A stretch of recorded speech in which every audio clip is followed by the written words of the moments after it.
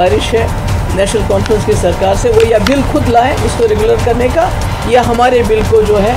Accept करें।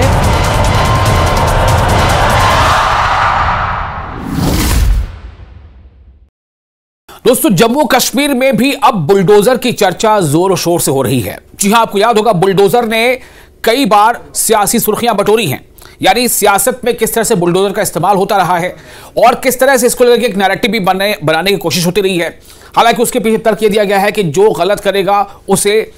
इस तरह के न्याय का सामना करना पड़ सकता है, यानी जो लोग कानून की खिलाफ वर्जी करेंगे, जाहिर है अगर अतिक्रमण करेंगे, एनक्रोचमेंट करेंगे तो उन्हें बुलडोजर का सामना करना पड़ेगा। लेकिन जम्मू कश्मीर में बुलडोजर की चर्चा क्यों हो रही है? क्यों जम्मू कश्मीर में एंटी बुलडोजर बिल लोगों के ज़बान पर है? सवाल दरअसल ये है।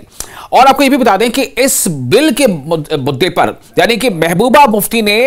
उमर अब्दुल्ला पर सीधा निशाना साधा है, सीधा हमला बोल दिया है और कहीं ना कहीं उनको एक चुनौती भी दे दी है। महबूबा मुफ्ती ये कह रही हैं कि या तो आप इस तरह का बिल लेकर आएं या फिर हमारे बिल को मंजूर कर लें,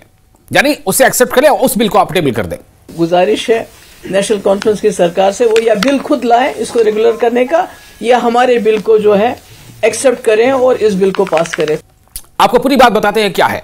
देखिए, जम्मू कश्मीर के फिलहाल अभी मौजूदा हालात क्या है। जम्मू कश्मीर में सबसे बड़ी बात यह है कि वहां पर सियासत अभी बहुत जोरों शोर से जारी है। हर पार्टी इस कोशिश में है कि कौन सी ऐसी बात कर दी जाए, कौन सा ऐसा मुद्दा उछाल दिया जाए जिसकी वजह कर उसकी जो सियासी साख है या अवाम के बीच जो उसकी पकड़ है वो थोड़ी मजबूत हो जाए, अवाम का भरोसा उस पार्टी पर और ज्यादा मजबूत हो जाए। चूंकि एक नहीं 2 असेंबली हल्कों में ज़िमनी इंतखाब होने वाले हैं। ठीक है कि बहुत सारी पार्टियां इससे, कुछ पार्टियां सीधे तौर पर इससे अलग हैं, कुछ पार्टियों का इसे लेना देना नहीं है, लेकिन वो चाहे उस पार्टी का कोई अपना उम्मीदवार हो उस मैदान में ना हो, लेकिन उसका झुकाव किसकी तरफ होगा या वो किसके तरफ एक तरह से हिमायत होगी, ये काफी अहम है। आपको बताते हैं, आपको मालूम है कि जम्मू कश्मीर में 2 ऐसी सीटें हैं, यानी कि नगरोटा और बडगाम। नगरोटा सीट और बडगाम, ये 2 सीटों पर, असेंबली सीटों पर ज़िमनी इंतखाब होने जा रहे हैं और ऐसी बीच कई ऐसे मुद्दे हैं जो अब अचानक सरेआम आ रहे हैं। हो सकता है कि उन मुद्दों में सच्चाई हो सकता है कि वो मुद्दे जो है वहां के लोगों को काफी ज्यादा मुतासिर करते हों, लेकिन कहीं ना कहीं इसको चुनाव से जोड़कर भी देखा जाना चाहिए कि क्या वाकई चुनाव अब हैं तो ये ऐसे मुद्दों की बरसात हो रही है। आपको बताते हैं मुद्दा क्या है और जम्मू कश्मीर में क्यों ये बुलडोजर अब की चर्चा हो रही है। दरअसल जम्मू कश्मीर में जितने भी होटेलियर्स हैं या फिर जो सरकारी जमीनें हैं, ऐसी सरकारी जमीन जो किसी को लीज पर दी गई हैं, चाहे किसी ने वहां पर होटल डाला हो, चाहे कोई वहां पर घर बना के रह रहा है, चाहे कोई वहां पर उस जमीन का कुछ और मसरफ में इस्तेमाल कर रहा है, चाहे किसी ने दुकान खोल रखी है,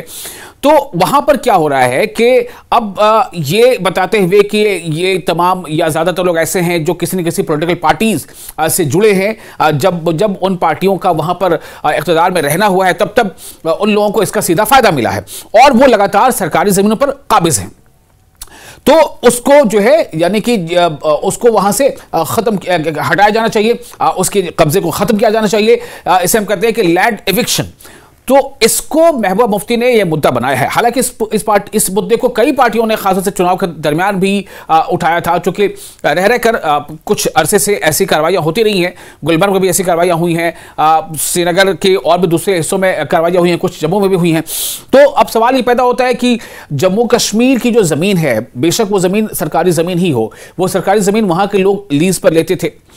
कुछ ऐसी ज़मीनें हैं जहाँ पर कुछ ऐसे लोग हैं जो परेशान हाल थे, गरीबी के सिस्टम से गुजर रहे थे, दौर से गुजर रहे थे, तो उन्होंने अपनी वहाँ पर खेती करने के लिए वक्ती तौर पर या फिर वहाँ पर कुछ दुकानें लगा ली या वहाँ पर किसी ने अपना एक आशियाना बना लिया। तो ये जो है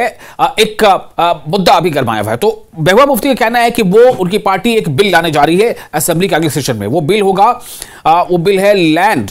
एविक्शन, यानी एंटी लैंड एविक्शन बिल, यानी कि लैंड राइट्स एंड रेगुलराइजेशन, यानी कि इस बिल के हवाले से एक ऐसा कानून बनेगा जो जम्मू कश्मीर के लोगों को ये राइट देगा, ये हुकूक उसका जो है उसके तहफ़्फ़ुज़ करेगा कि वो सरकारी ज़मीनों के राइट्स उसे मिल जाएं, या फिर ये कि उसे भी हक मिले कि वो सरकारी ज़मीनों पर अपनी ज़रूरत के मुताबिक जो है अपने मशगले को वो जारी रख सके, चाहे वो होटल है या घर है या खेती, कुछ भी इस तरह की चीज़ें हैं। और महबूबा मुफ्ती ने सीधे तौर पर यह कह दिया है कि या तो उमर अब्दुल्ला या उनकी पार्टी जो है यानी उमर अब्दुल्ला इस तरह के बिल उनकी पार्टी जो है पेश करे, लाए, या फिर ये कि हमारे बिल को जो हमारा जो मसवदा है उसको मंजूर कर ले और उसको उसकी हिमायत कर दे। तो अब सवाल ये पैदा होता है कि यहाँ पे सियासत है, चूंकि जाहिर सी बात है कि नेशनल कॉन्फ्रेंस के इतने सारे एमएलए हैं, वो फुल मेजॉरिटी की सरकार है, और कहाँ पीडीपी के जो है 2 या 3 उनके मेंबर्स हैं। तो ऐसे में ये पीडीपी की बस की बात तो है नहीं कि वो अपने बिल के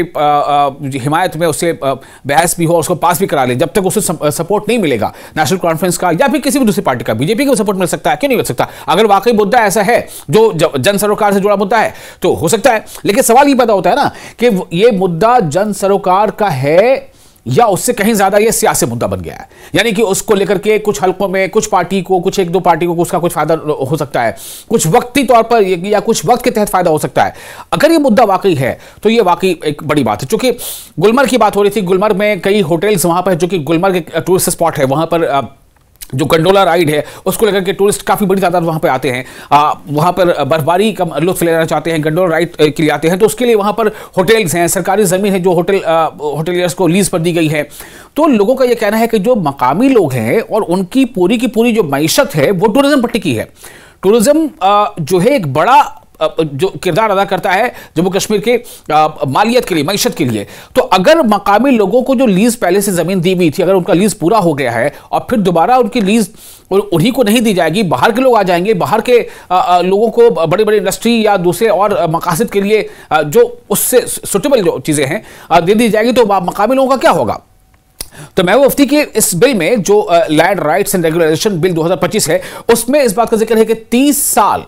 जिस किसी ने भी वहां पर किसी सरकारी जमीन पर जिसका जो काबिज रह गया है, काबिज मतलब वहां पर उसको मसरफ इस्तेमाल ला रहा है, उसको वो उसका राइट मिल जाए। एक तो ये, दूसरा कि कुछ ऐसे इसमें प्रोविजंस हो कि जो लोकल्स हैं उनको तरजीही बुनियादों पर या तो उनके लीज को कंटिन्यू कराया जाए या फिर उनको नई लीज दी भी जाए, बजाय ये कि बाहर के लोग आए और उनको बड़ी बड़ी प्लॉट्स दे दी जाए, बड़े बड़े जो है उसमें इन्वेस्टमेंट के लिए या रिजॉर्ट के लिए चीज़ें कर दी जाए। चूंकि वो कहीं ना कहीं ये चाहती है कि अवामी जो लोग हैं उनको,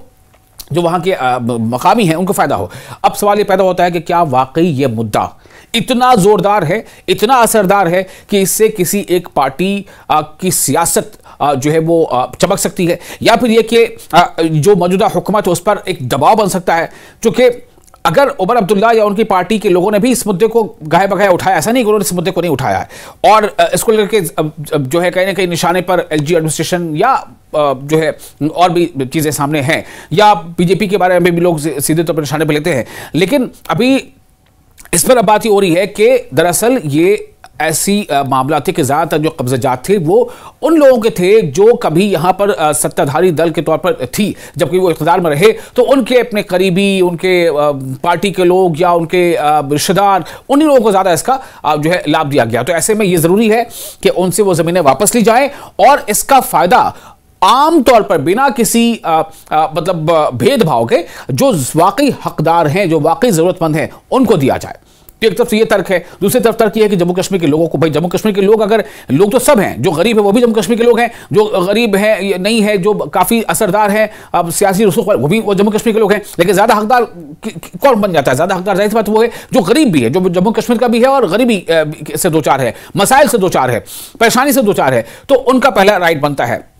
अब देखना यह होगा कि ये जो महबूबा मुफ्ती ने सीधे तौर पर उमर अब्दुल्ला को चैलेंज दे दिया है कि या तो आप इस तरह का बिल ले आए, आपकी पार्टी या आपके जो लोग हैं, या फिर ये कि आप हमारे बिल के मसौदों को मंजूर कर ले और इसकी हिमायत कर दें। तो क्या होता है इस पर आगे एनसी का रिएक्शन क्या आता है? उमर अब्दुल्ला का बयान जाहिर है कि इस पर आएगा, वो क्या आएगा, और खासतौर से जितने भी और स्टेक होल्डर्स हैं, दूसरी पार्टियां हैं, एक बड़ी पार्टी है अपोजिशन की बीजेपी, उनका क्या स्टैंड रहता है,